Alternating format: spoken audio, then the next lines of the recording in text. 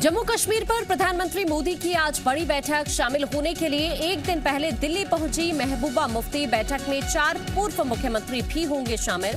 8 दलों के 14 नेताओं को आमंत्रण। प्रधानमंत्री मोदी की बैठक में गृह मंत्री, रक्षा मंत्री, उपराज्यपाल और एनएसए भी शामिल होंगे। पीएम के प्रिंसिपल सेक्रेटरी और गृह सचिव भी मौजूद रहेंगे। बैठक को देखते हुए जम्मू कश्मीर में 48 घंटे का सिक्योरिटी अलर्ट। परिसीमन के बाद चुनाव की प्रक्रिया पर बैठक का एजेंडा होगा। बीते 2 साल में किए गए विकास के काम को भी बैठक में केंद्र सरकार सबके सामने रखेगी। प्रधानमंत्री मोदी आज करेंगे टॉय कैथॉन 2021 के प्रतिभागियों के साथ संवाद। खिलौनों और गेम्स के लिए नए विचारों को क्राउड सोर्स के जरिए बड़े पैमाने पर किया गया आमंत्रित। आज एमपी बीजेपी कार्य समिति की पहली बैठक होगी। वीडी शर्मा के अध्यक्ष बनने के बाद पहली कार्य समिति की बैठक में हर जिले से सदस्य जुड़ेंगे। बीजेपी के राष्ट्रीय अध्यक्ष कार्य समिति की बैठक का आगाज करेंगे।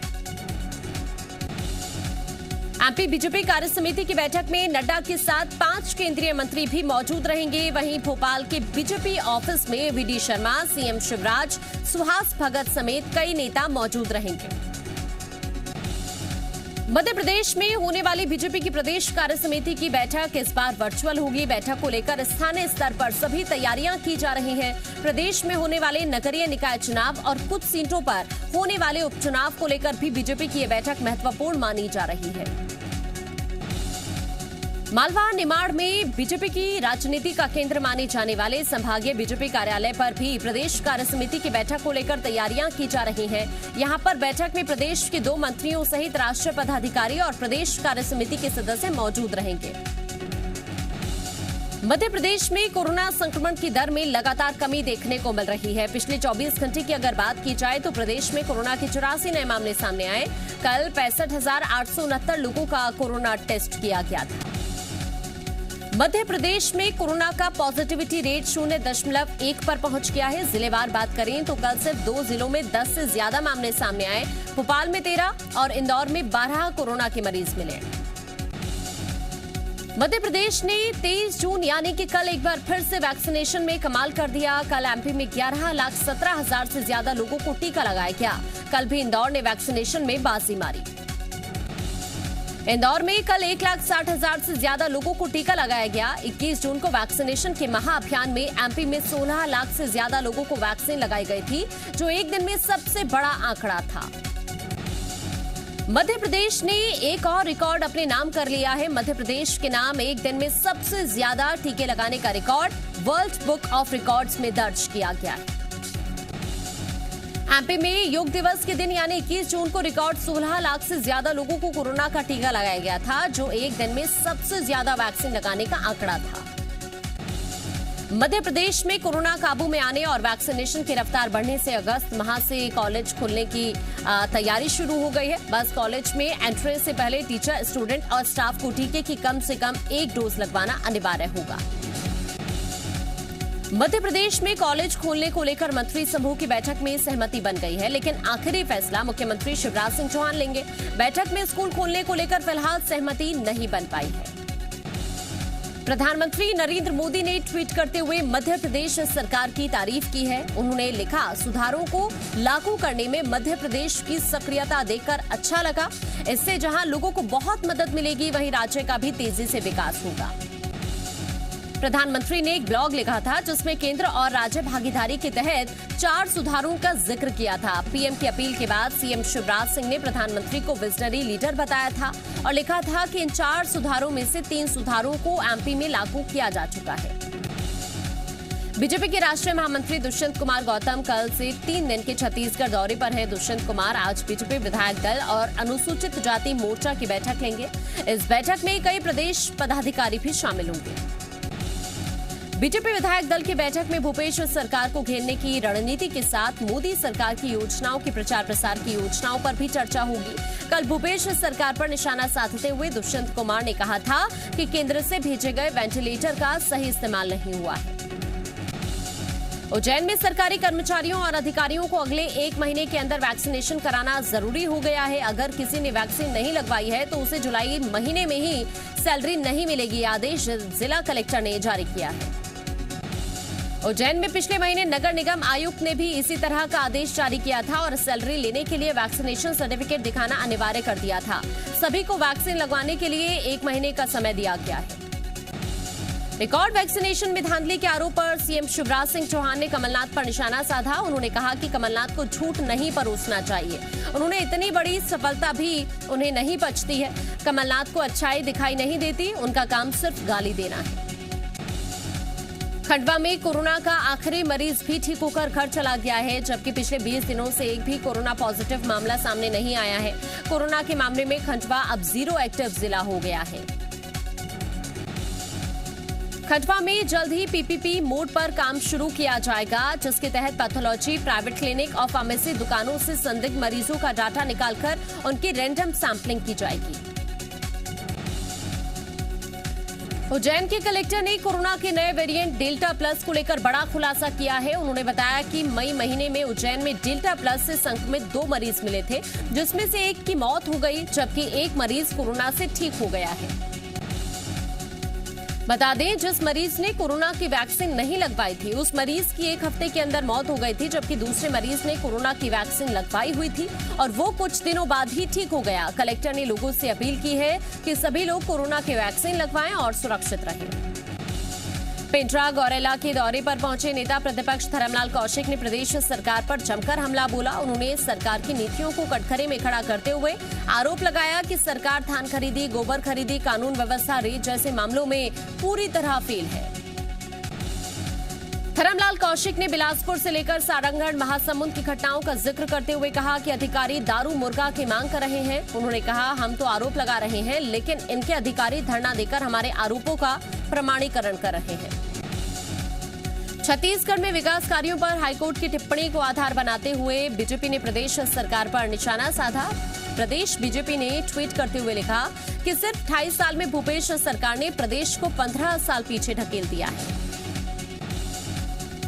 हाईकोर्ट से भूपेश सरकार को मिली फटकार ने इसे प्रमाणित किया है। पिछले दिनों नया रायपुर के विकास कार्यों पर भूपेश सरकार द्वारा लगाई गई रोक भी विकास रोकने की एक नाजायज कोशिश ही थी। खरगोन के गलवा गांव में नहर से पेयजल और सिंचाई के लिए पानी की मांग कर रहे ग्रामीण अब उग्र आंदोलन करने की चेतावनी दे रहे हैं। वहीं ग्रामीणों को समझाने जब पूर्व विधायक अर्चना चिटनिस पहुंची तो ग्रामीणों ने पूर्व बीजेपी विधायक को घेरकर खूब खरी खोटी सुनाई। खरगोन के गलवा गांव में ग्रामीणों का कहना है कि जब तक चिरनिया उदयवन सिंचाई योजना स्वीकृत नहीं होगी, 162 गांव में चुनाव तक रैलियां निकालकर वो विरोध प्रदर्शन करते रहेंगे। बिलासपुर हाईकोर्ट ने अरपा नदी में हो रहे अवैध खनन के खिलाफ लगाई गई जनहित याचिका पर सुनवाई की और पहले दिए गए आदेश पर कलेक्टर, माइनिंग डिपार्टमेंट और नगर निगम से स्टेटस रिपोर्ट मांगी। अरपा अर्पण महाअभियान समिति की तरफ से हाईकोर्ट में जनहित याचिका लगाई गई है, जिसमें अवैध खनन पर रोक लगाने की मांग की गई है, जिसमें हाईकोर्ट ने पहले ही खनन रोकने के लिए आदेश जारी किए थे। अब संबंधितों से स्टेटस रिपोर्ट मांगी है। थमतरी में अवैध रेत खनन के मामले में बीजेपी सांसद मोहन मंडावी ने सरकार को घेरा है और कहा कि खनिज अधिकारी मंत्री की बात नहीं सुनते, जबकि प्रभारी मंत्री कवासी लखमा खुद अवैध रेत खनन पर रोक लगाने के लिए अधिकारियों को कह चुके हैं। टीकमगढ़ की निचली बस्ती के करीब 50 घरों में तालाब का गंदा पानी भर गया। कमरे से लेकर किचन तक सब पानी से सराबोर हो गया। शहर के बीच में मौजूद तालाब का किनारा किसी ने खोल दिया, जिसकी वजह से तालाब का गंदा पानी लोगों के घरों में घुसने लगा। टीकमगढ़ में लोगों ने पानी को रोकने की काफी कोशिश की, लेकिन नाकामयाब रहे। सूचना के बाद भी नगरीय प्रशासन का कोई अधिकारी कर्मचारी मौके पर नहीं पहुंचा। वहीं मामले में तहसीलदार का कहना है कि तालाब का पानी जहां से खोला गया है, वहां बोरियां लगाकर पानी रोक दिया गया है। खंडवा में पानी की समस्या से परेशान लोगों ने अनोखा प्रदर्शन किया। लोगों ने नगर निगम को नींद से जगाने के लिए कुंभकर्ण की यात्रा निकाली। हाथ ठेले पर एक शख्स को नोटों की माला पहनाई गई और शहर के प्रमुख चौराहों से घूमते हुए नगर निगम कार्यालय तक लेकर गए। खंडवा में आम लोगों ने नगर निगम आयुक्त को नियमित और साफ पानी उपलब्ध कराने के लिए ज्ञापन भी सौंपा। नर्मदा जल योजना की पाइपलाइन बार बार फटने से लोगों में गुस्सा है। पिछले हफ्ते में लोगों ने नगर निगम को बेशरम के पौधे भेंट किए थे। खरगोन में आफत की बारिश शुरू हो गई है। कहीं पानी में बस फंस गई तो कहीं नदी में जेसीबी फंसी रही। पीपरखेड़ा में निर्माणाधीन पुलिया की वजह से बदले गए रास्ते से जा रही बस नदी में फंस गई। नदी में पानी भरने लगा, जिसके बाद 30 यात्रियों का रेस्क्यू किया गया। खरगोन में आफत की बारिश शुरू हो गई है। कहीं पानी में बस फंस गई तो कहीं नदी में जेसीबी फंसी रही। टीकमगढ़ में एक शादी समारोह में खुलेआम नियमों की धज्जियां उड़ाई गई। एक नाबालिग शादी समारोह में हर्ष फायरिंग करता हुआ दिखाई दिया, जिसका वीडियो वायरल हो रहा है। मामला रसूखदार के रिश्तेदार से जुड़ा हुआ है, इसीलिए पुलिस मामले पर पर्दा डालने की कोशिश कर रही है। वहीं सवाल पूछने पर पुलिस अधिकारियों का कहना है कि उनको मामले की जानकारी नहीं है। मामला सामने आने पर कार्रवाई की जाएगी। वायरल हो रहे वीडियो की जी सिटी पुष्टि नहीं करता है। शहडोल की राजेंद्र नगर कॉलोनी में सामुदायिक स्वास्थ्य केंद्र में टीकाकरण को लेकर लोगों में उत्साह देखने के लिए मिला। इस दौरान कलेक्टर ने वहां मौजूद लोगों को टीकाकरण की महत्व भी समझाया और टीकाकरण केंद्र में व्यवस्थाएं दुरुस्त करने के निर्देश दिए। भोपाल में ब्लैक फंगस के इलाज में काम आने वाले इंजेक्शन एम्फोटेरिसिन बी की कमी है, जिससे मरीजों की परेशानी बढ़ने लगी है। शहर के सबसे बड़े अस्पताल एम्स में भी मरीजों को एम्फोटेरिसिन बी इंजेक्शन नहीं मिल रहे हैं, जबकि भर्ती मरीजों को रेगुलर बेसिस पर इंजेक्शन लगने हैं। परिजनों का आरोप है कि उन्हें बाहर से इंजेक्शन लाने के लिए कहा जा रहा है, लेकिन एक इंजेक्शन की कीमत 8,000 रुपए है। ऐसे में वो बाहर से इंजेक्शन नहीं खरीद सकते। वहीं सामाजिक कार्यकर्ता कह रहे हैं कि एम्स की तरफ से वक्त पर परचेज ऑर्डर नहीं दिया जा रहा है, जिससे अस्पताल में इंजेक्शन की कमी हुई है। सूरजपुर में एक बार फिर जीएमपीसीजी की खबर का असर हुआ है। प्रतापपुर वन परिक्षेत्र के दरहोरा गांव में दंतैल हाथी का शव मिलने के मामले में एफओ समेत 5 अधिकारियों पर गाज गिरी है। विभाग ने लापरवाही बरतने वाले अधिकारियों पर कार्रवाई की है। बता दें 11 जून को दरहोरा गांव के कक्ष क्रमांक 101 में दंतैल हाथी का शव सड़ी गली हालत में मिला था। हाथी के दांत गायब थे। शव 10 से 12 दिन पुराना बताया जा रहा है। पोस्टमार्टम रिपोर्ट में हाथी की बिजली गिरने से मौत का खुलासा हुआ। शिवपुरी जिले के नरवर में अवैध रेत खनन की खबरें मिल रही हैं। आरोप है कि नरवर के ग्राम पंचायत सिलरा में बड़े पैमाने पर रेत का कारोबार किया जा रहा है। वहीं प्रशासन मौन है। ग्रामीणों का आरोप है कि प्रशासन की भी इसमें मिलीभगत रहती है। खंडवा में एक परिवार में 11 साल बाद बेटी का जन्म हुआ तो परिवार की खुशी का ठिकाना नहीं रहा। अस्पताल से लेकर घर तक बेटी के आगमन पर जमकर खुशी मनाई गई, जो समाज के ऐसे लोगों के लिए मैसेज है जो बेटियों को कमतर आंकते हैं। पन्ना में लुटेरी दुल्हन गैंग का पर्दाफाश हुआ है। पुलिस ने 2 महिलाओं समेत 8 लोगों को गिरफ्तार किया। अभी 2 महिला समेत 6 लोग फरार हैं, जिनकी तलाश जारी है। पन्ना जिले के अलग अलग इलाकों में शादी करके करीब 21 लूट को अंजाम दिया गया। इसके अलावा छतरपुर, सतना, दमोह में शादी के बाद लूट की है। आरोपियों के पास से देसी कट्टा, कारतूस, जेवरात, लैपटॉप, प्रिंटर समेत लाखों का सामान बरामद किया गया है। धार जिले के धर्मपुरी थाना क्षेत्र में प्रतापपुर दहाब्या गांव में नाबालिग लड़की के सौदे का सनसनीखेज मामला सामने आया है। चाइल्ड लाइन के जिला समन्वयक राधेश्याम काचले के मुताबिक पंचायत के दबाव में आकर पिता ने अपनी नाबालिग बेटी का सौदा किया था।